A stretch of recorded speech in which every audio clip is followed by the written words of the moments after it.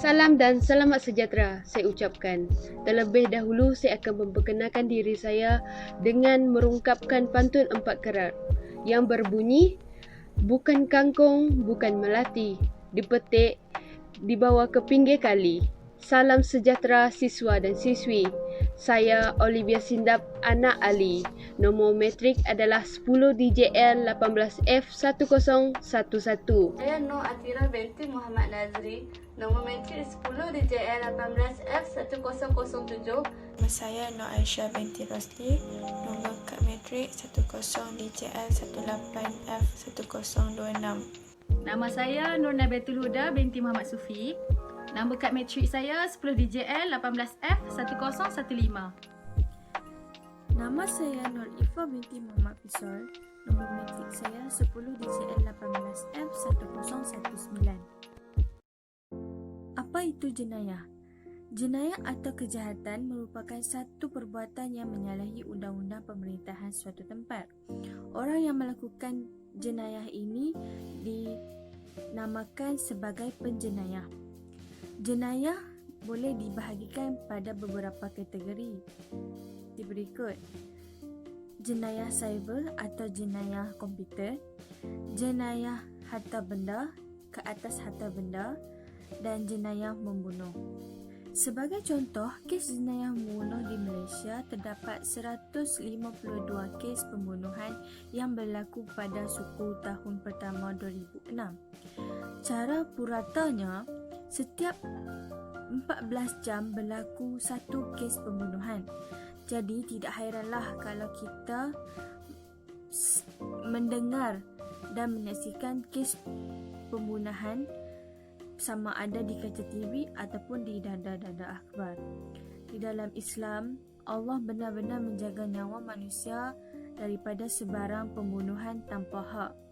Terdapat banyak nas-nas Al-Quran dan Al-Hadis dalam perkara ini. Jika terjadinya pembunuhan tanpa hak, maka pelakunya wajib dihukum mengikut hukum Islam sama ada diqisas ataupun diampun oleh waris si mati. Saya akan mengulaskan video mengenai kesan-kesan jika terlibat dengan kes jenayah seperti membunuh. Seperti mana kita tahu, kes jenayah seperti membunuh adalah kes yang sangat berat hukumannya mengikut undang-undang negara yang telah dicatat. Sebagai contoh, terdapat 3 jenis membunuh adalah membunuh dengan sengaja, membunuh separuh sengaja, dan membunuh tidak sengaja. Antara kesan pada diri sendiri apabila kita terlibat dengan kes jenayah seperti membunuh, kesannya adalah kita akan disabitkan kesalahan. Seperti kita akan diberi hukuman gantung ataupun kita akan dipenjara seumur hidup. Ia juga mengikut undang-undang yang telah ditetap ataupun akta-akta yang telah dicatat oleh pihak yang berkuasa. Selain itu, baik kita ataupun nama baik keluarga akan tercemar. Hal ini, keluarga kita ataupun diri kita akan dipandang serong oleh masyarakat sesekeliling ataupun jiran tetangga. Ia juga boleh membawa ataupun mendorong menjadi sejarah hitam kepada diri sendiri ataupun keluarga.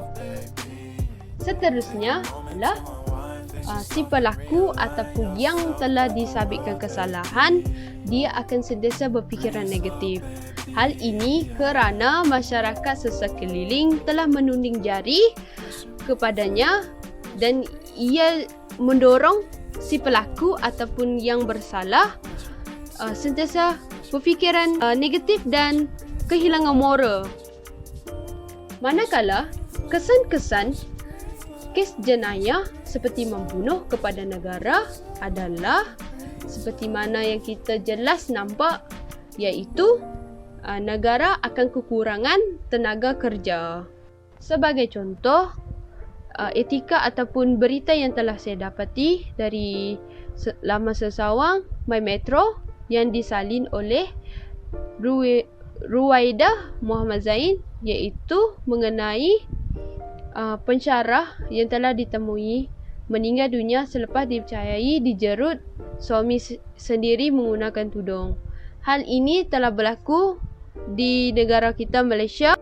Hal ini membawa kesan seperti mana suspek telah disabitkan kesalahan dan dia akan dituduh mengikut Seksyen 302 Kanun Keseksaan.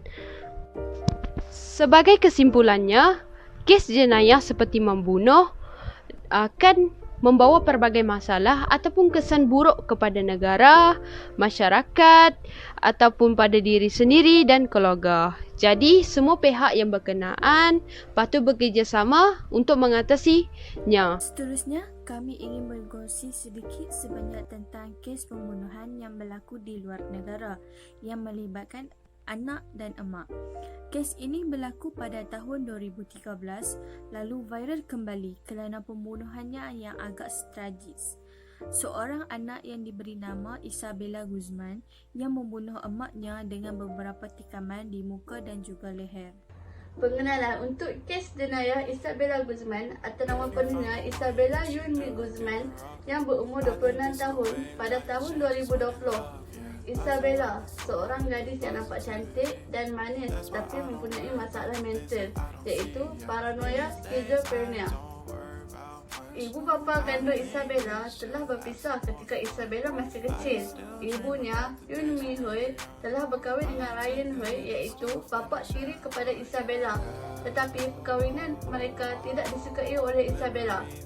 Kisah pembunuhan ini terjadi pada tarikh 28 Ogos 2013 di Colorado, Amerika Syarikat.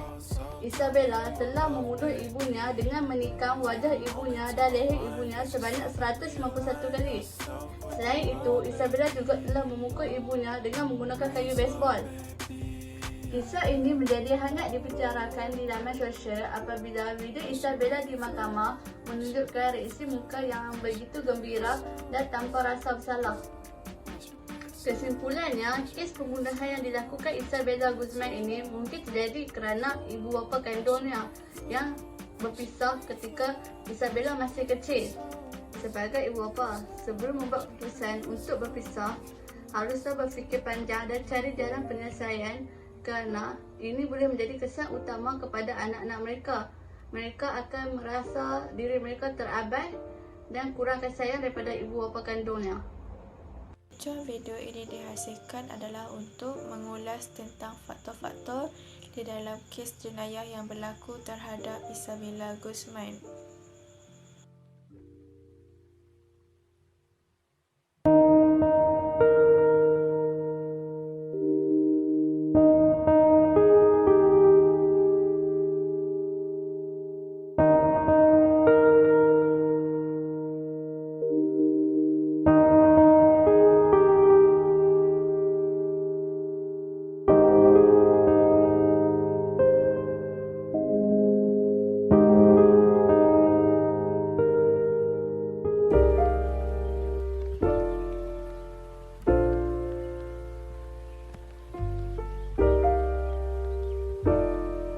Cause you're messing with your head.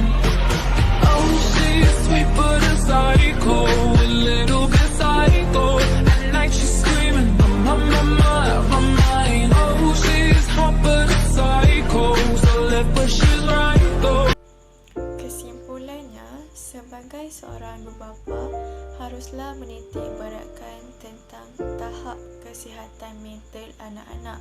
Janganlah mengabaikan tentang tekanan perasaan yang dihadapi oleh mereka. Hal ini kerana apabila tahap mental anak-anak semakin merosot dan terjejas, ini akan mendorong mereka untuk melakukan perkara-perkara yang tidak diingini seperti melakukan kes jenayah ataupun melakukan kes bunuh diri. Ibu bapa haruslah memantau tahap kesihatan mental anak-anak berada di dalam keadaan baik dan sentiasa memastikan mereka tidak melakukan perkara-perkara yang membahaya. Jadi di sini saya akan menerangkan tentang cara menangani masalah jenayah tersebut supaya tidak berleluasa. Yang pertama, Cara yang paling utama dan efisien dalam menangani masalah jenayah tersebut adalah cara komunikasi dan pergaulan antara ibu bapa dengan anak-anak. Okey, ibu bapa khususnya perlu bijak dalam hal mendidik anak-anak agar tidak terjerumus dalam perkara sosial seperti gejala jenayah ini. Okey. Melentur bulu biarlah dari rebuhnya merupakan satu ungkapan yang perlu diambil iktibar oleh ibu bapa dalam mengajar dan mengatur kehidupan anak-anak mereka. Ibu bapa perlu memberi pendidikan yang berkaitan hal agama sejak kecil lagi supaya anak-anak menyadari perkara tersebut sama ada salah ataupun betul. Jadi, janganlah sampai nasi sudah menjadi bubur, barulah ibu bapa kelam kabut untuk mengambil tindakan yang sememangnya amat susah diterima oleh para remaja yang mempunyai pendirian mereka yang tersendiri. Seterusnya, ibu bapa pula tidak seharusnya bersikap tegas dan lepas tangan dalam mendidik anak-anak mereka disebabkan kesibukan bekerja dan melepaskan tanggungjawab kepada pembantu rumah. Jadi ibu bapa harus memberi perhatian yang secukupnya kepada anak-anak supaya mereka menganggap ibu bapa sudah menjadi tempat berlindung dan tempat mengadu masalah mereka. Selain itu, tidak dapat disangkal bahawa pendidikan yang kukuh juga merupakan wahana penting dalam usaha menangani masalah jenayah yang berlaku di negara kita. Selain langkah drastik, kerajaan juga turut menggunakan pendekatan psikologi sebagai alternatif dalam mengurangkan masalah jenayah, khasnya dalam kalangan remaja. Walaupun pendorong kepada peningkatan jenayah berat merupakan golongan dewasa seperti pembunuh upahan dan seumpamanya, golongan remaja juga perlu disuntik dan ditanam dengan ajaran moral dan pegangan akidah yang utuh untuk memastikan agar mereka tidak cenderung ke arah melakukan jenayah. Penerapan nilai-nilai murni dalam mata pelajaran pendidikan moral dan pendidikan Islam di peringkat sekolah akan dapat mendedahkan para pelajar tentang norma hidup masyarakat yang berkiblatkan kasih sayang dan perpaduan. Hal ini secara implisitnya dapat menyamai nilai murni dan ajaran agama yang kukuh dalam jiwa pelajar agar mengelakkan diri daripada terjebak dalam kes jenayah. Dengan adanya pendekatan psikologi ini, remaja akan meletakkan perpaduan dan keamanan negara sebagai keutamaan. Hal ini penting dalam mengurangkan masalah jenayah dalam kalangan masyarakat. Jadi, kesimpulannya di sini, semua pihak perlu menggembling tenaga dan bersinergi supaya masalah jenayah tersebut dapat diatasi. Pendekatan yang diambil harus dijalankan dengan bijaksana dan berhati-hati bagai menarik rambut di dalam tepung. Tepung tidak berselerak dan rambut juga tidak putus. Jenayah dapat diibaratkan sebagai musuh dalam selimut kepada negara. Sekiranya jenayah ini tidak dapat ditangani secara bijaksana, adalah mustahil untuk rakyat di negara kita hidup dalam keadaan yang harmoni dan tenteram. Marilah kita bersama-sama membanteras kegiatan jenayah agar impian untuk melahirkan masyarakat madani dapat direalisasikan. Kesimpulannya, semua pihak haruslah menangani masalah ini. Jika salah satu pihak tidak mengambil tahu perkara tersebut, akan terus-menerus menjadi semakin serius.